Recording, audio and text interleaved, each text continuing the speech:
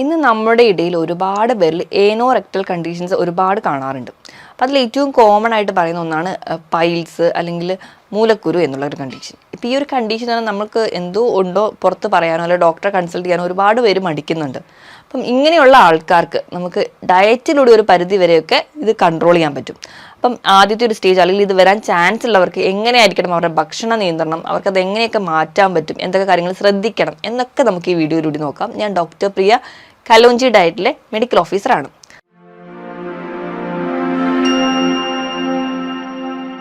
ഇപ്പം പൈൽസ് അല്ലെങ്കിൽ മൂലക്കുരു അല്ലെങ്കിൽ ഹെമറോയിഡ്സ് എന്ന് പറയുന്ന ഒരു കണ്ടീഷനിൽ നിന്ന് ഒരുപാട് പേർക്ക് നമ്മളിപ്പോൾ ചെറിയ കുട്ടികൾ തൊട്ടിന്ന് ഒരുപാട് പേരിൽ കാണുന്നുണ്ട്.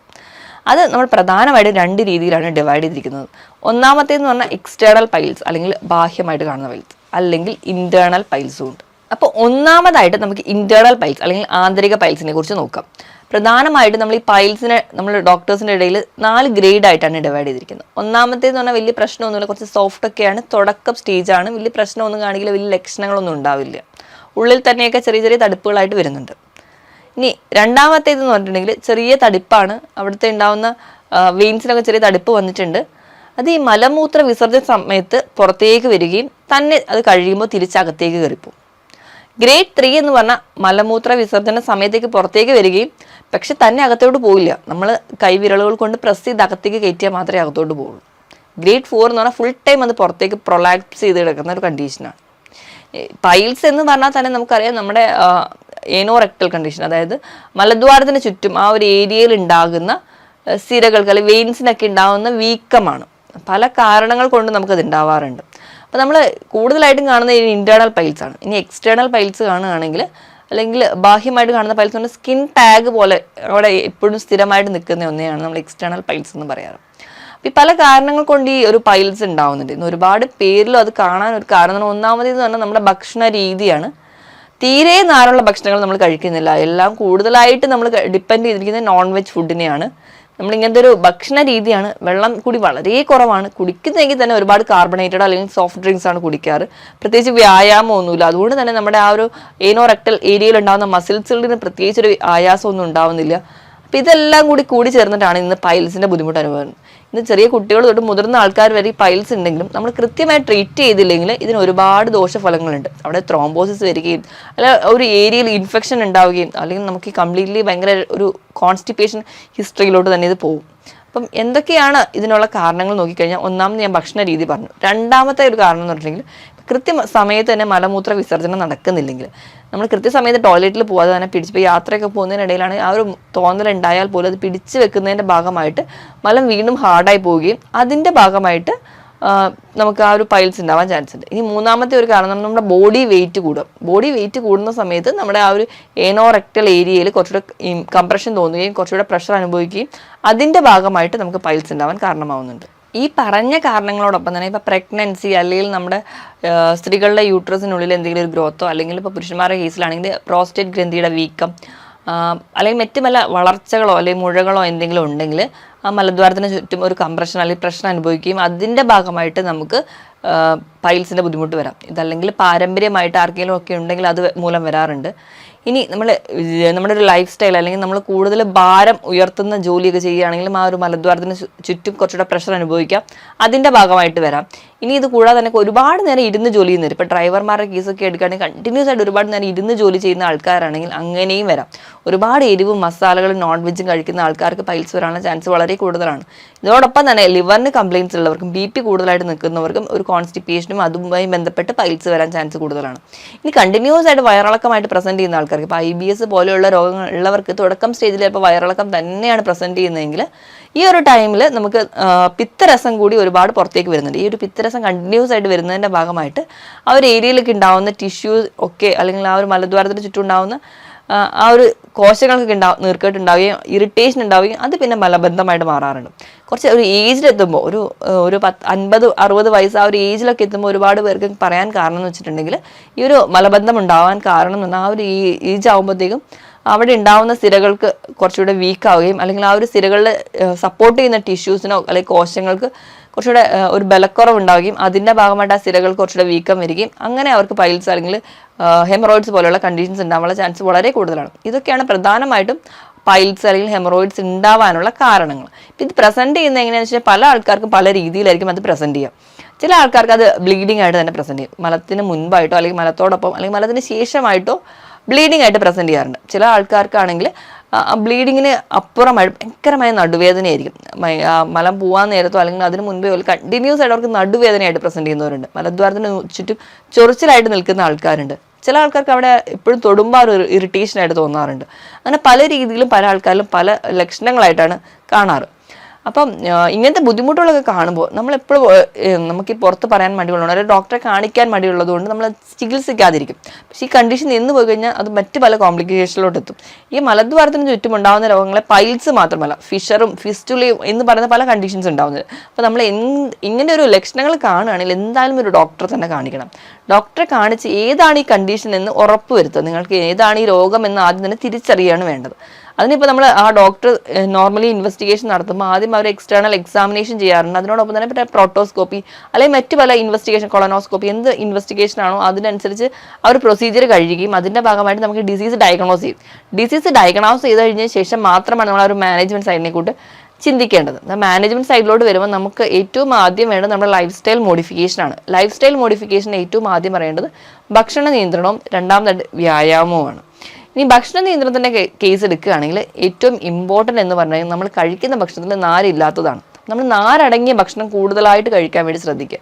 അപ്പം എല്ലാ ആൾക്കാരും ഇത് വരാൻ ചാൻസ് ഉള്ളവരായിക്കോട്ടെ അല്ലെങ്കിൽ മലബന്ധം ചെറിയ രീതിയിലൊക്കെ തുടങ്ങിയ ആൾക്കാരായിക്കോട്ടെ, ആരായാലും നമ്മൾ ഏറ്റവും ഇമ്പോർട്ടൻ്റ് ആയിട്ട് വേണ്ടത് നാരടങ്ങിയ ഭക്ഷണം കൂടുതലായിട്ട് കഴിക്കുക. ഒരു ഏകദേശം ഒരു 25 മുതൽ 30 ഗ്രാം എങ്കിലും നിങ്ങൾ നാരടങ്ങിയ ഭക്ഷണം കഴിക്കണം. തീരെ നാര് ഇന്ന് വരെ ഭക്ഷണത്തിലൊന്നും ഉൾപ്പെടുത്താത്ത ആൾക്കാരാണെങ്കിൽ ചെറുതായി അതിന് ക്വാണ്ടിറ്റി കൂട്ടിക്കൊണ്ടുവരും. ഒറ്റയടിക്ക് തന്നെ ഈ ഒരു ലെവലിലേക്ക് അല്ലെങ്കിൽ കൂടിയ ക്വാണ്ടിറ്റിയിൽ നാരുകൾ ചേർക്കാതിരിക്കുക, കുറഞ്ഞ അളവിൽ അതിന് കൂട്ടിക്കൊണ്ടേയിരിക്കുക. അപ്പം നാരുകൾ ഒരുപാട് കഴിക്കുക. അപ്പം അതിന് വേണ്ടിയിട്ട് നിങ്ങൾക്ക് കൂടുതലായിട്ടും ഡിപ്പെൻഡ് ചെയ്യാൻ പറ്റുന്ന ഒന്നാണ് ഇലക്കറികൾ. ഇലക്കറികളിൽ ഇപ്പോൾ മുരിങ്ങ ഇല ആയിക്കോട്ടെ, ചീര ഇല ആയിക്കോട്ടെ, എല്ലാ തരത്തിലുള്ള ഇലക്കറികൾ നിങ്ങൾക്ക് കഴിക്കാവുന്നതാണ്. അതോടൊപ്പം തന്നെ cruciferous vegetables, broccoli, cabbage, cauliflower ഇതൊക്കെ നിങ്ങൾക്ക് കഴിക്കാം. ഇനി പച്ചക്കറികളുടെ കേസാണെങ്കിൽ ഏറ്റവും ഇമ്പോർട്ടൻ്റ് എന്ന് പറയുന്നത് ബീൻസ് ആണ്. ഇതിൽ ധാരാളം സോലുബിൾ ഫൈബേഴ്സും ഇൻസോലുബിൾ ഫൈബേഴ്സും ഒക്കെ അടങ്ങിയിട്ടുണ്ട്. ഇത് ആ മലദ്വാരത്തിന് ചുറ്റുമുണ്ടാകുന്ന നീർക്കെട്ട് ഒരു പരിധി വരെ കുറയ്ക്കുന്നുണ്ട്. അതോടൊപ്പം തന്നെ നമുക്ക് ആ ഒരു മോശം കുറച്ചുകൂടി ഈസി ആയിട്ട് പോകാൻ സഹായിക്കുന്നുണ്ട്. ഈ ഭക്ഷണങ്ങൾ സ്ഥിരമായിട്ട് നമ്മൾ കഴിച്ചിരിക്കണം. നമ്മൾ എത്രത്തോളം നോൺ വെജ് കഴിക്കുന്നുണ്ടോ അപ്പം അത് നമുക്ക് ഈ കംപ്ലയിൻസ് കൂടുതലായിട്ട് വഷളാക്കുന്നു. അപ്പം അതിനെ ഓവർകം ചെയ്യാൻ വേണ്ടി നമ്മൾ ഈ പറഞ്ഞ ഇലക്കറികളും ഫൈബർ അടങ്ങിയ ഭക്ഷണങ്ങളും കഴിക്കുന്നത് വളരെ നല്ലതാണ്. ഇനി ഈ ഒരു ഭക്ഷണം കഴിക്കുന്നതിനോടൊപ്പം തന്നെ നമ്മൾ ചായയോ കാപ്പിയോ അധികം കഴിക്കുന്നവരാണെങ്കിൽ ആ ഒരു ശീലം, അതുപോലെ തന്നെ കാർബണേറ്റഡ് ഡ്രിങ്ക്സോ അല്ലെങ്കിൽ കോള പോലുള്ള ഡ്രിങ്ക്സ് ഒക്കെ കഴിക്കുന്ന ആൾക്കാരാണെങ്കിൽ അത് കംപ്ലീറ്റ്ലി സ്റ്റോപ്പ് ചെയ്യണം. അതോടൊപ്പം തന്നെ മദ്യപാനം കംപ്ലീറ്റ്ലി നിർത്തണം. കാരണം മദ്യം എന്ന് പറയുമ്പോൾ നമ്മുടെ ശരീരത്തിൽ വീണ്ടും ഡീഹൈഡ്രേഷൻ ഉണ്ടാക്കുന്ന ഒരു കാര്യമാണ്. അപ്പോൾ ഈ കോൺസ്റ്റിപ്പേഷൻ ഉള്ള ഒരാൾക്ക് മദ്യം കുടിക്കുമ്പോൾ വീണ്ടും ഡീഹൈഡ്രേഷൻ ഉണ്ടാക്കുന്നു, അത് വീണ്ടും മലം മുറുകുന്നു, അത് നമുക്ക് വീണ്ടും പൈൽസ് ഉണ്ടാവാനുള്ള കാരണമാകുന്നു. അപ്പോൾ അത് നിങ്ങൾ കംപ്ലീറ്റ്ലി സ്റ്റോപ്പ് ചെയ്യണം. ഇനി എന്തെങ്കിലും തരത്തിലുള്ള ഒരു വ്യായാമം നിങ്ങളുടെ ലൈഫ് സ്റ്റൈലിൽ കൊണ്ടുവരാം. അപ്പോൾ നിങ്ങൾക്ക് എന്ത് തരത്തിലുള്ള ഒരു വ്യായാമം ആയിക്കോട്ടെ, ആഴ്ചയിൽ 5 ദിവസമെങ്കിലും 1/2 മുതൽ 3/4 മണിക്കൂറെങ്കിലും നിങ്ങൾ കൃത്യമായിട്ടൊരു വ്യായാമം തന്നെ ചെയ്തിരിക്കണം. അപ്പോൾ അതുകൂടി ഉണ്ടെങ്കിൽ നമുക്ക് ആ ഒരു ഏരിയയിൽ ഉണ്ടാകുന്ന മസിൽസ് കുറച്ചും കൂടി സപ്പോർട്ട് ചെയ്യും, ഒരു ബ്ലഡ് സപ്ലൈ ഒക്കെ കുറച്ചുകൂടി പ്രോപ്പറായിട്ട് നടക്കുകയും ചെയ്യും. അപ്പം നമുക്ക് കുറച്ചുകൂടി ഈസി ആയിട്ട് ഈ ഒരു കണ്ടീഷനെ ഓവർകം ചെയ്യാൻ പറ്റും.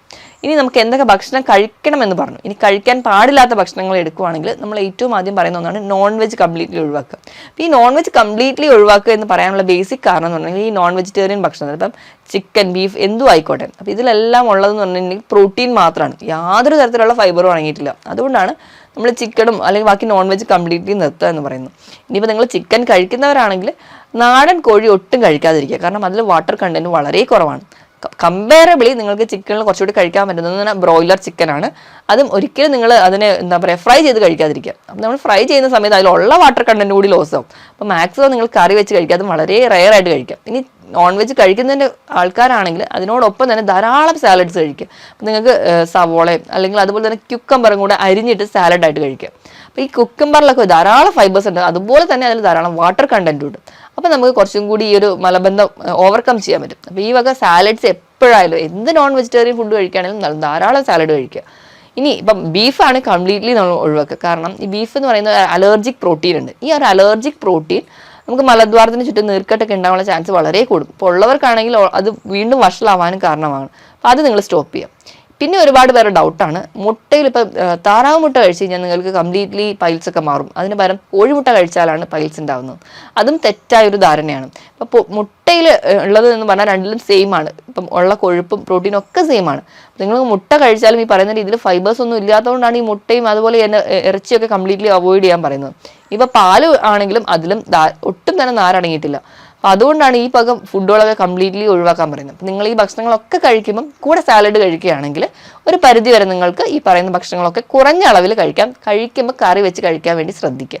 കുറഞ്ഞ മീനുകളൊക്കെയാണ് കഴിക്കാം. വലിയ മത്സ്യങ്ങൾ ഇപ്പം നെയ്മീൻ പോലെയുള്ള മത്സ്യങ്ങൾ കംപ്ലീറ്റ്ലി ഒഴിവാക്കുകയാണ് നല്ലത്. അതുപോലെ തന്നെ ഷെൽ ഫിഷ് ഇപ്പം ഞണ്ട്, കൊഞ്ച്, കക്ക ഇവ കംപ്ലീറ്റ്ലി ഒഴിവാക്കുക. കാരണം ഇതിലും അലർജിക് പ്രോട്ടീൻസ് അടങ്ങിയിട്ടുണ്ട്. ഇത് മലദ്വാരത്തിന് ചൊറിച്ചിലും നീറ്റിലും അല്ലെങ്കിൽ നീർക്കെട്ടുണ്ടാവാനുള്ള കാരണമാവുന്നത്. ഈ പറഞ്ഞ ഭക്ഷണങ്ങളൊക്കെ നിങ്ങൾ കംപ്ലീറ്റ്ലി ഒഴിവാക്കുക. അതുപോലെ തന്നെ അധികം മധുരം കഴിക്കാതിരിക്കുക. അതും നമുക്ക് ആ ഒരു മലദ്വാരത്തിന് നീർക്കെട്ടോ ഇറിറ്റേഷൻ ഉണ്ടാവാനും കാരണമാകും. ധാരാളം വെള്ളം കുടിക്കുക. വെള്ളം എന്ന് പറയുമ്പോൾ 25 കിലോയ്ക്ക് 1 ലിറ്റർ എന്ന കണക്ക് നല്ല പോലെ വെള്ളം കുടിക്കുക. പിന്നെ നിങ്ങൾ ഒരുപാട് വെയിലത്ത് നിന്ന് ജോലി ചെയ്യുന്നവരാണെങ്കിൽ അതിന് കൂടെ അനുസരിച്ച് വെള്ളം ധാരാളം കുടിക്കും. അപ്പം നമുക്കൊരു പരിധി വരെ കണ്ടീഷൻസ് ഒക്കെ കുറയ്ക്കാൻ പറ്റും. കൃത്യമായിട്ടൊരു വ്യായാമം കൂടി വേണം. ഈ പറഞ്ഞ ഭക്ഷണ രീതിയും അതുപോലെ തന്നെ നല്ലൊരു വ്യായാമം ഒക്കെ ഉണ്ടെങ്കിൽ ഈസി ആയിട്ട് നമുക്ക് തുടക്കത്തിലെ ഒരു സ്റ്റേജ് ആണെങ്കിൽ നമുക്ക് കംപ്ലീറ്റ്ലി മാറ്റാൻ പറ്റുന്ന ഒരു കണ്ടീഷനാണ് പൈൽസ് എന്ന് പറയുന്നത്. അപ്പോൾ നമ്മൾ സ്വയം ചികിത്സിക്കാതിരിക്കുക, അല്ലെങ്കിൽ നമ്മൾ പറയാൻ മടിച്ചിട്ട് നമ്മൾ തന്നെ നമ്മുടെ വീട്ടിലെ ചെറിയ പൊടിക്കൈകളൊക്കെ ചെയ്തുകൊണ്ടിരിക്കുന്നതിന് പകരം ഈ പറഞ്ഞ രീതിയിൽ ഫുഡൊക്കെ ഒന്ന് ആദ്യം തന്നെ മോഡിഫൈ ചെയ്യാൻ വേണ്ടി ശ്രമിക്കുക. ഇനി അതിനോടൊപ്പം തന്നെ നിങ്ങൾക്ക് സിറ്റ്സ് ബാത്ത് ശ്രമിച്ചു നോക്കാവുന്നതാണ്. സിറ്റ്സ് ബാത്ത് എന്ന് പറയുമ്പോൾ ചെറിയ ചൂടുവെള്ളം, ചൂടെന്ന് പറഞ്ഞാൽ ഒരു വാം വാട്ടർ എടുക്കുക ഒരു ബേസിനിൽ, അതിലേക്ക് ഒരു നുള്ള നിങ്ങൾക്ക് ഉപ്പ് ആഡ് ചെയ്യാം, അല്ലെങ്കിൽ ഇപ്സം സോൾട്ട്, പൊട്ടാസ്യം പെർമാഗ്നേറ്റ് അല്ലെങ്കിൽ ഒലിവ് ഓയിൽ, ഇതിൽ ഏതെങ്കിലുമൊക്കെ ഒന്ന് ആഡ് ചെയ്തിട്ട് ഒരു 10 മുതൽ 15 മിനിറ്റെങ്കിലും അതിൽ ആ വെള്ളത്തിൽ ഇരിക്കാൻ വേണ്ടി നോക്കുക. അങ്ങനെ നോക്കുകയാണെങ്കിൽ ആ ഒരു ഏരിയയിലൊക്കെ ഉണ്ടാകുന്ന നീർക്കെട്ടും വീക്കവും അല്ലെങ്കിൽ ഒരു മുറുക്കവും ഒക്കെ കുറയുന്നതായിട്ട് കാണാം. കുറച്ചുകൂടി ഈസി ആയിട്ട് മോഷൻ പാസ് ചെയ്യാനും പറ്റും. ഞാൻ ഈ പറഞ്ഞ കാര്യത്തിൽ എന്തെങ്കിലും ഡൗട്ട് ഉണ്ടെങ്കിൽ നിങ്ങൾ താഴെ കാണുന്ന നമ്പറിൽ കോൺടാക്ട് ചെയ്യുക. മറ്റൊരു ഹെൽത്ത് ടോപ്പിക്കുമായിട്ട് വീണ്ടും കാണുന്നത് വരെ നന്ദി.